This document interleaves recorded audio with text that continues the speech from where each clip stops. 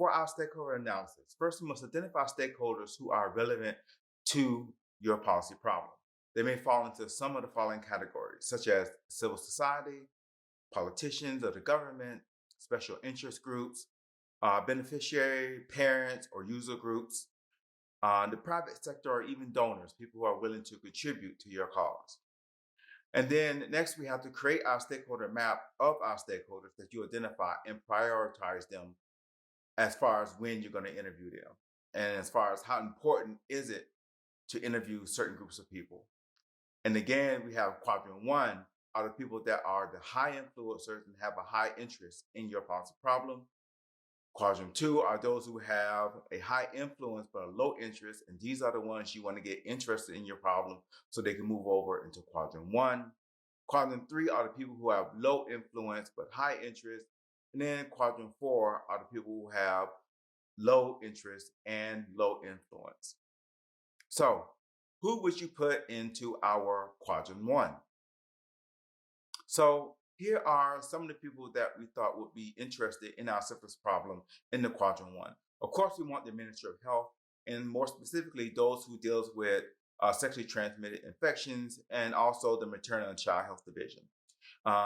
Pregnant women will also be of high influence and high interest. Some NGOs who are willing to provide donor funds to this cause, and you also have donors who are willing to do the same thing.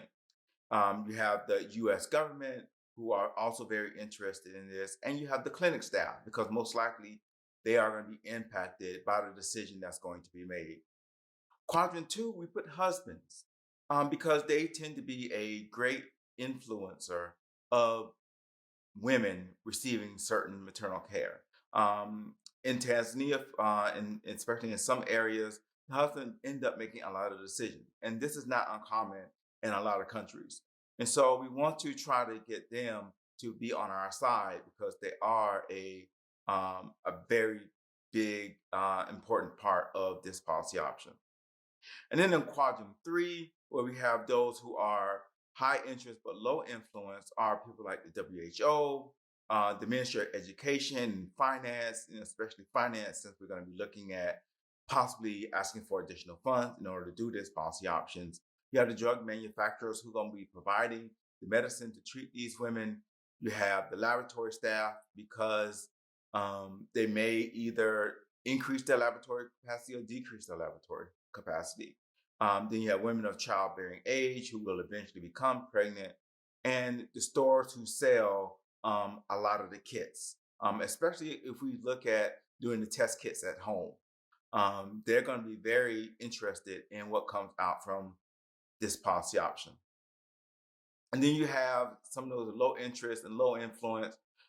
Schools are interested for a number of different reasons related to especially teenage women who may end up dropping out because they're pregnant or because they're sick or taking care of the child.